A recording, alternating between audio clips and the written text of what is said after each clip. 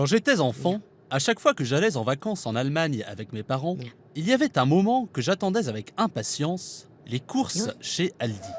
Franchir la porte de l'un de ces supermarchés de la chaîne Aldi, qui n'existait pas en France à l'époque, c'était pour moi le vrai moment où je passais le Rhin. Ces rayons tristes, éclairés de néons blafards, ces produits de marques inconnues, vendus à même leur palette, posés sur le carrelage d'un jaune douteux. Ces caissières rêches tapotant sur leur caisse à la vitesse d'un automate. Ces publicités vantant une vie bon marché. Ces clients scrutant les prix au pfennig près avant de remplir qui son cabas, qui le coffre de sa Mercedes, de yaourt, de café, de saucisses et de bien d'autres denrées à prix cassé. C'était mon image d'Épinal de l'Allemagne. On la retrouvait partout, de Cologne à Berlin et de Kiel à Stuttgart. Et toujours, pour ma part, avec une certaine satisfaction.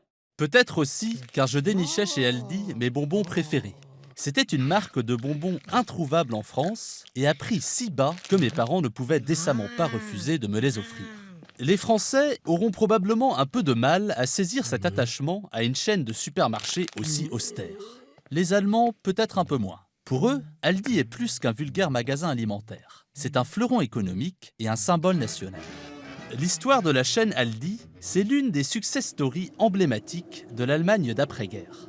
Elle est partie d'une épicerie de quartier dans la ville d'Essen, léguée par Anna Albrecht à ses deux fils, Karl et Theo. Ceux-ci ont développé l'affaire familiale en multipliant les magasins et en imaginant à partir des années 1950 un concept révolutionnaire, le hard discount. L'idée était de se démarquer des autres supermarchés en réduisant les coûts au strict minimum. Pour y arriver, les frères Albrecht ont tout passé à la calculette. La déco des magasins, superflu. Les produits frais, inutiles. Cela obligerait à investir dans des stands réfrigérés, trop cher. Les étiquettes de prix, pas la peine. Les caissières n'ont qu'à apprendre les prix par cœur. Le personnel, minimal. Et surtout polyvalent. Tout le monde doit être capable de tenir la caisse comme le balai. Les frères Albrecht ont aussi limité le choix à quelques centaines de produits de base. Et ils ont évité les grandes marques, trop chères. En revanche, ils ont demandé à des fabricants de produire directement pour eux des produits vendus sous des noms de marques fantaisistes créés pour l'occasion.